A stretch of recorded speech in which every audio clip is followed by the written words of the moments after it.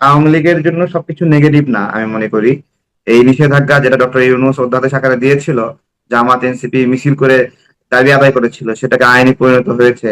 তো এটা দেখবেন যে ওইরকম আরেকটা বিল পাশ করে 1/3 মেজরিটিতে আবার বৈধ হয়ে গেছে। জামাত এনসিপি বা এরা যারা আছে, এদের কাছে কিছু টাকা আছে তো, জুলাইয়ের অজুহাতে লুটপাট করা টাকা আছে। এই টাকার ধার কমলে পিছন থেকে লোকবল আস্তে আস্তে কমবে। একটু কমতে দেন, একটু সময় লাগবে, আস্তে আস্তে কমবে। চুরি করা টাকাগুলো নিয়োগ বাণিজ্য করা, বদলি বাণিজ্য করা, এগুলো নিয়ে কমবে, এগুলো নিয়ে অনেক কমবে। আমি আপনার কাছে একটা কথা বলি, সরকার ভালো চলতেছে, এই মব গুলোর পিছনে অর্থায়ন হয়, এই মব গুলোর পিছনে কারো পদত্যাগ আছে, এই মব গুলোর পিছনে কারো প্রমোশন পাওয়ার আকাঙ্ক্ষা আছে। বিভিন্ন জায়গা থেকে এই মব গুলো সৃষ্টি করাচ্ছে। এই মব গুলোর মধ্যে গ্রুপ ভিত্তিক ব্যবসায়িক ভিত্তিক লড়াই আছে। বিভিন্ন মব গোষ্ঠীকে বিভিন্ন ব্যবসায়িক গ্রুপ আপনার হলো অর্থায়ন করে বিভিন্ন তার শত্রুকে দমাতে সেই ধরনের আচরণ করছে। ফেসবুকে ওই খানকি ব্যবসা, জারজ, এইসব কমেন্ট এত করা ইজি ছিল না। যেভাবে কেজি দরে জামাত শিবির এখন প্রয়োগ করে, এগুলো এগুলো আওয়ামী লীগের সময় বলা ইজি ছিল না। তো অন্তত এই জায়গায় শৃঙ্খলা ছিল, এগুলো বলতে দিত না। এখন তো সওদার মতো নারী কর্মীদেরকে জামাত বানিয়ে মাঠে ছেড়ে দিয়েছে সার্ভিস দেওয়ার জন্য।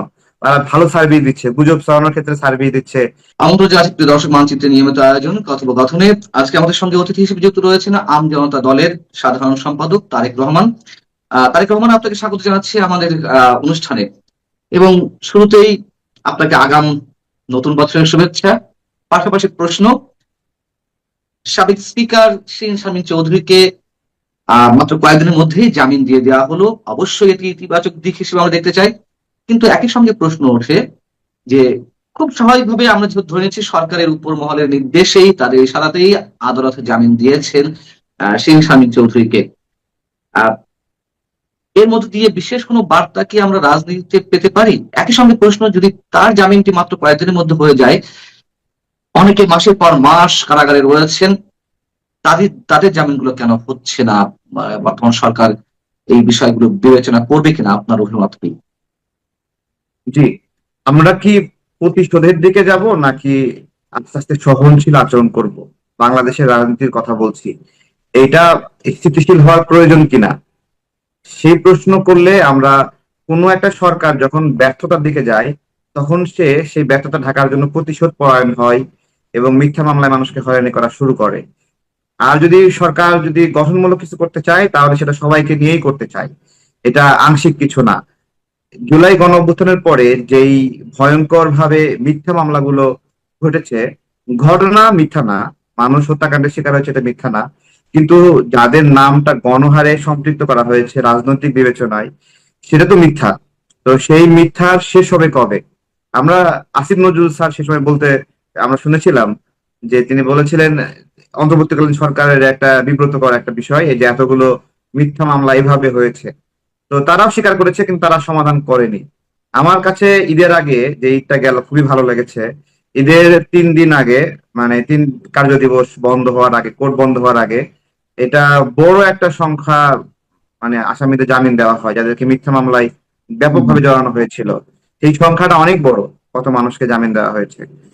এই মানে জুলাই গণ অভ্যুত্থানের সময়ে যে অসহিষ্ণু পরিবেশ সৃষ্টি হয়েছে, সেটা শেষ করতে চাই। সে জায়গা থেকে স্থিতিশীল কথা বললে তো আগে বলতে হবে যে কাজী গ্রুপ যে পুরায় শেষ করে দিল, সেখানে এতগুলো মানুষ মারা গেল, একটা মামলা তো হলো না, তাই না?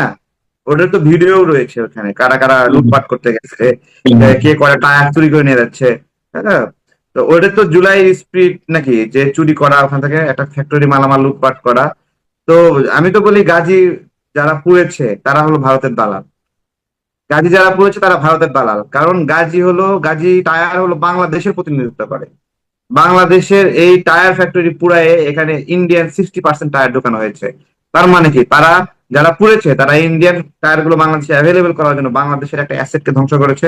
তো তারা ইন্ডিয়ার দালাল বলা যাবে না তাদেরকে? তো এইটা আর কি, অনেক কিছু তো বলা যায় বললে, সেই মামলাগুলো, সেই বিচারগুলো আস্তে আস্তে প্রশ্ন আসবে, মানুষ কথা বলবে। আহ, সাবেক সংসদ সদস্য আসাদুজ্জামান নূর, কিংবা সাংবাদিক শাহরিয়ার কবির, সাংবাদিক মুজামিল বাবু, সাংবাদিক শাকিল আহমেদ, ফারজানা রূপা থেকে শুরু করে, শ্যামল দত্ত থেকে শুরু করে অনেক পরিচিত মুখ যেমন আছেন, কারাগারে মাসের পর মাস বন্দী। আহ, আবার অসংখ্য সাধারণ নিরীহ মানুষও আছেন যারা আমি কোনো একটু প্রকার সহজ করে বলি, জি। আমি একটু সহজ করে বলি। এই যে বিএনপির বিভিন্ন রাজনৈতিক কর্মীদের পাশাপাশি অনেক নারী শিল্পী, তারপরে হলো নারী সাংস্কৃতিক কর্মী, তারা নারী সংসদ সদস্যের মনোনয়ন তুলতেছে, তাই না? তো আপনার হলো সাংস্কৃতিক কর্মীরা তো এভাবেই রাজনীতিতে আসে, যে রাজনীতিতে সাংস্কৃতিক কর্মীদের একটা প্রতিনিধিত্ব থাকে, আলেমদের একটা প্রতিনিধিত্ব থাকে, বিভিন্ন শ্রেণীর মানুষকে সম্পৃক্ত করা হয়। তো এইভাবেই তো আসাদুজ্জামান নূর ভাই রাজনীতিতে এসেছেন, এরকম করেই তো, তাই না? তো সেই মানুষটাকে এই রাজনীতিতে সম্পৃক্ত করার জন্য এতদিন ধরে জেলে আছে। আসাদুজ্জামান নূর ভাইয়ের কি অপরাধ? সে কার মায়ের সন্তানকে হত্যা করেছে আমি জানতে চাই। হ্যাঁ, উনি এখনো জেলে আছে, উনি জাস্ট জেলে আছেন, উনি একজন ফেমাস ব্যক্তি, উনি অনেক জনপ্রিয় একজন ব্যক্তি। শুধু এই কারণে যে ওনাকে ছেড়ে দিলে অনেক আলোচনা হবে, এই কারণে ওনাকে ছাড়ার মতো পরিস্থিতি হচ্ছে না। এটা কোনো মানদণ্ড হতে পারে যে ন্যায় বিচারে? ব্যারিস্টার ব্যারিস্টার আপনার হলো সাইদুল হক সুমন, হ্যাঁ, তার মতো অনেক রাজনৈতিক নেতৃত্ব জামিন নিয়ে বের হয়ে গেছে। হ্যাঁ, জামিন নিয়ে বের হয়ে গেছে, অনেক অনেক অনেক। জামিনে বের হননি, এটা রিমার্ক ছড়িয়েছে, উনি কিন্তু জামিনে বের হননি। না না, বের হয়নি বলতেছি, ওনার হ্যাঁ, মতো অনেক রাজনৈতিক কর্মী জামিন নিয়ে বের হয়ে গেছে, জি জি বের হ্যাঁ। হয়ে গেছে। জাস্ট ওনাকে ছাড়া হয় না কেন? কারণ উনি উনি একজন মানে হলো একজন জনপ্রিয় ব্যক্তি, অনেক মানুষ জানে চেনে ওনাকে, ছাড়ার সঙ্গে সঙ্গে একটা হইচই হবে, এই কারণে ছাড়তেছে না। কিন্তু এইটা কি বিচারের মানদণ্ড হওয়া উচিত যে কে অনেক পরিচিত তাকে ছাড়া যাবে না, আর কে কম পরিচিত তাকে ছাড়া যাবে? হুম, আমরা হুম। সঠিক মানদণ্ডটা চাই বিচারের ক্ষেত্রে। যারা অন্যায় করছে, অপরাধ করছে, তাদেরকে একজনকে ছাড়া না হোক। যেই মায়ের সন্তান যে খালি করছে তাকে আপনি যা কিছু শাস্তি দেন, হ্যাঁ, কিন্তু আপনি আপনার হলো একজন মানুষ কোনোভাবেই সম্পৃক্ত না। ব্যারিস্টার সাইদুল হক সুমনের বাড়িতে আমি খবর নিচ্ছি, ওই এলাকায় একজন উষ্টাও খায়নি, উষ্টা খায়নি, হত্যা মামলা তো দূরের কথা, উষ্টা খাইয়েও কেউ পড়েনি। তো সেইখানে তাকে তাকে তাকে তাকে- কাকে মারা, কার মায়ের সন্তান মারার জন্য ওনাকে আটকে রাখা হচ্ছে? আমরা কিছু কিছু খোঁজ খবর নিচ্ছি অ্যাকুরেটলি, এবং আমরা এই জায়গাতে সরকারকে সবসময় বলার চেষ্টা করি।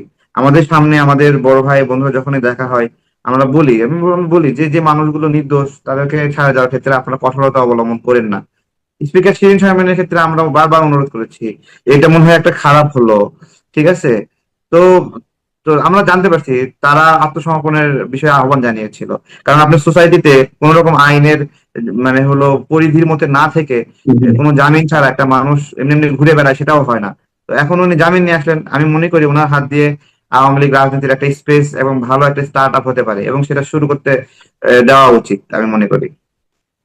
অনেকে মনে করছেন যে রিফাইন্ড আওয়ামী লীগ আসতে পারে, আশার গুঞ্জন রয়েছে শিরীন শারমিন চৌধুরীর হাত ধরে বা তার নেতৃত্বে, অথবা তিনি গোছানোর দায়িত্বে থাকবেন, এমন নানান ধরনের গুঞ্জন শোনা যাচ্ছে। এবং বিএনপি সরকার হয়তো নমনীয় হচ্ছে আওয়ামী লীগের রাজনীতি ওপেন করার দিকে, যদিও সেটি আইনে পরিণত হয়েছে যে অধ্যাদেশে আওয়ামী লীগ রাজনৈতিক কার্যক্রম নিষিদ্ধ হয়েছিল। তারপরেও একটা প্রস্তুতি হয়তো অনেকে দেখছে না। আবার বিপরীত ধরনের কথাবার্তাও আছে যে যদি আওয়ামী লীগের রাজনীতি ওপেন করার মানসিকতা থাকবে, তাহলে এটি আইনে পরিণত করা হলো কেন এই অধ্যাদেশটি?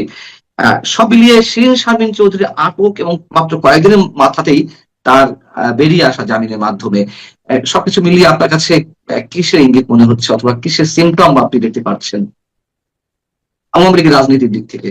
জি, অনেক ধন্যবাদ। প্রথমত, বাংলাদেশের রাজনীতিতে যাদেরকে নিষেধাজ্ঞা দেওয়া হয় তাদেরকে আরো প্রাসঙ্গিক করা হয়, তাই না? ওই মুসলিম লীগ এবং জামাত ইসলাম কাছাকাছি ভূমিকা ছিল না 1971 সালে, হুম, তাই না?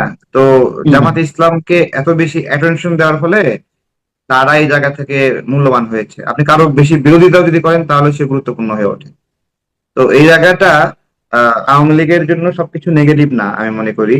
এই নিষেধাজ্ঞা যেটা ডক্টর ইউনূস অধ্যাদেশ আকারে দিয়েছিল, জামাত এনসিপি মিছিল করে দাবি আদায় করেছিল, সেটাকে আইনে পরিণত হয়েছে। তো এটা দেখবেন যে ওইরকম আরেকটা বিল পাশ করে ওয়ান থার্ড মেজরিটিতে আবার বৈধ হয়ে গেছে। হ্যাঁ, এটা এটা আচ্ছা। সময় বলে দেবে, এটা প্রাসঙ্গিকতা সময় বলে দেবে আমি মনে করি। সব রাজনৈতিক দল করুক না, এত ভয় পান কেন? জনগণের উপর ছেড়ে দেন না, জনগণ কাউকে কে ভালো কে খারাপ বিচার করুক না।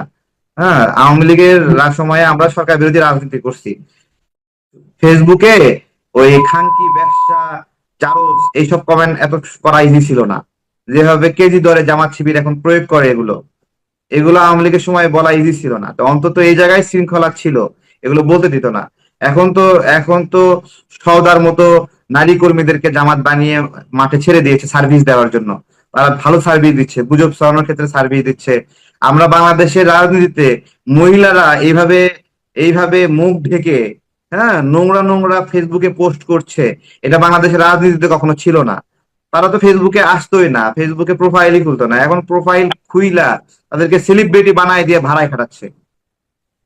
আরেকটা বিষয় আপনার দৃষ্টি আকর্ষণ করছে, সেটা হচ্ছে যে ডক্টর ইউনূস সরকারের যেই সময়টি ছিল সেটি জঙ্গি শাসন হিসেবে অনেকে ট্রিট করেন, এবং সেই সময়ে যে মব কালচারের সূচনা হয়েছিল এবং ভয়ঙ্কর আকারে পুরো জাতিকে গ্রাস করার পথে ছিল, সেই মব থেকে আমরা নিশ্চয়ই এখনো পুরোপুরি বেরিয়ে আসতে পারিনি, এবং যার ধারাবাহিকতায় আমরা দেখলাম যে কুষ্টিয়াতে একজন সুফি মতাদর্শের মানুষকে বা সুফি মতবাদের প্রচারক, যেভাবে বলি না কেন, আম, একজন সুফি সাধককে পিটিয়ে হত্যা করা হলো।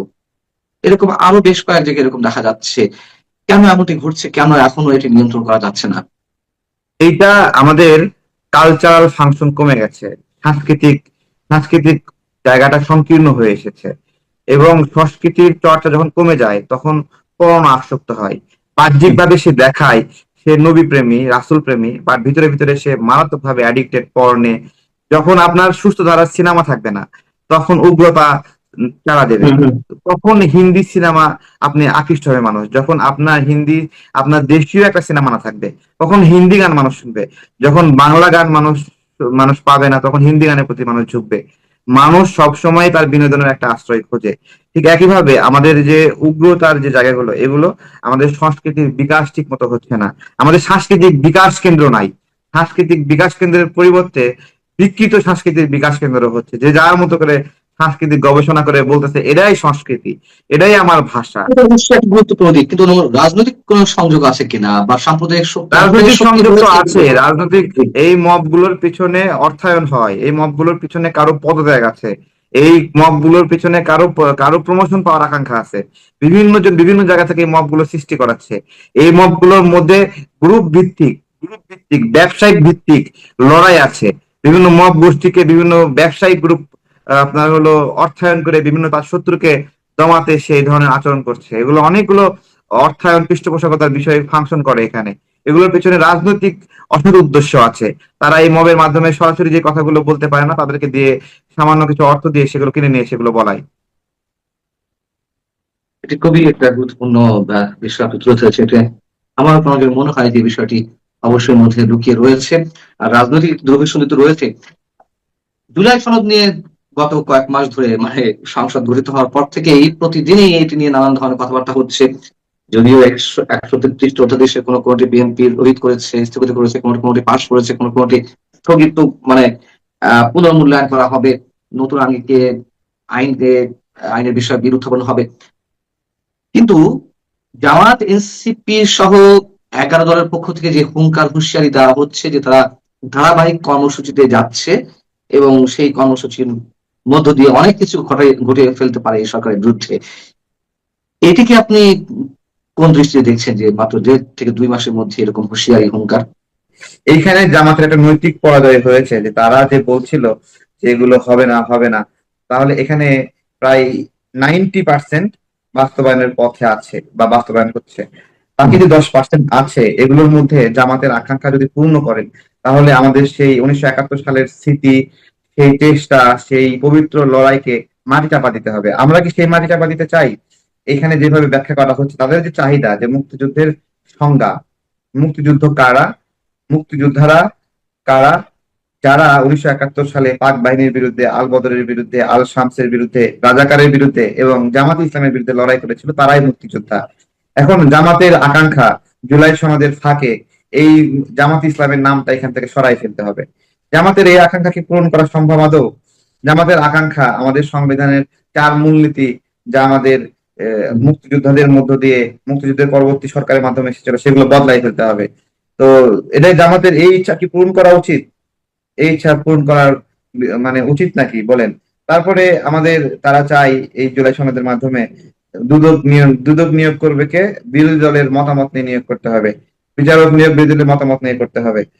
বাংলাদেশ ব্যাংকের নিয়োগ বিরোধী দলের মতামত নিয়ে করতে হবে। আমার একটা প্রশ্ন, আজকে বিরোধী দলের জামাত যদি বাংলাদেশ ব্যাংকের চেয়ারম্যান নিয়োগ দেয়, তারপরেও যদি বাংলাদেশ ব্যাংক ফেইলুর হয়, তাহলে মানুষ জামাতকে ধরবে নাকি সরকারকে ধরবে?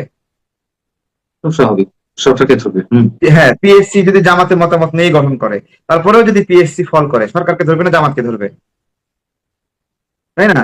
জনগণ বলতেছে তোমাদেরকে 1/3 মেজরিটি দিলাম, তোমরা রাষ্ট্র চালাও, আমরা দেখতে চাই তোমাদের পারঙ্গমতা। কিন্তু জুলাই সনদ বলতেছে না, জনগণের ওই আকাঙ্ক্ষাকে বাদ দিয়ে ওই যে মাত্র 20-25টা বা 30টা বা 50টা আসন পাইছে, ওদের মতামতকে অগ্রাধিকার দিয়ে রাষ্ট্র চালাতে হবে। তাহলে তাহলে তাহলে গণতন্ত্রের যে আকাঙ্ক্ষা, জনগণের যে চাহিদা, তাদেরকে জনগণ দায়িত্ব দিল। বিষয়টা হলো এরকম, জনগণ ভোট দিয়ে সরকার বানাবে বিএনপি কে, আর রাষ্ট্র চালাবে হলো জামাত। এই জুলাইয়ের আকাঙ্ক্ষা যদি বাস্তবায়ন হয়, তাহলে তো গণতন্ত্রের আকাঙ্ক্ষার মৃত্যু ঘটবে। এখন যে হুঙ্কার হুঁশিয়ারি বা রাজপথ উত্তপ্ত করার যে এক ধরনের সংকেত দেওয়া হচ্ছে, এটিকে খুব সিগনিফিকেন্ট হিসেবে দেখছেন কিনা? এর পেছনে অন্য কোনো খেলা আছে কিনা? না, এরা জামাত, এনসিপি বা এরা যারা আছে, এদের কাছে কিছু টাকা আছে তো, জুলাইয়ের অজুহাতে লুটপাট করা টাকা আছে। এই টাকার ধার কমলে পিছন থেকে লোকবল আস্তে আস্তে কমবে। একটু কমতে দেন, একটু সময় লাগবে, আস্তে আস্তে কমবে। চুরি করা টাকাগুলো নিয়োগ বাণিজ্য করা, বদলি বাণিজ্য করা, এগুলো নিয়ে কমবে, এগুলো নিয়ে অনেক কমবে। আমি আপনার কাছে একটা কথা বলি, সরকার সরকার ভালো চলতেছে, এইটা বুঝবেন কিভাবে জানেন? যদি বিএনপির নেতা কর্মীরা প্রচন্ড হতাশ হয়, হুম হুম। যদি প্রচন্ড এরকম বক্তব্য দেওয়া শুরু করে, ত্যাগীদের মূল্যায়ন করা হচ্ছে না, তাহলে বুঝতে পারবেন সরকার ভালো চলছে, দেশ ভালো চলছে। কারণ ত্যাগীদের যদি এত হুম হুম। সরকার মূল্যায়ন করে, তাহলে তো দেশ বেঁচে দিতে হবে। অনেক অনেক ধন্যবাদ তারেক রহমান আপনাকে। আপনি ভালো থাকবেন। দর্শক, আপনারা যারা শুনছিলেন, আপনারা ভালো থাকবেন। আল্লাহ হাফিজ।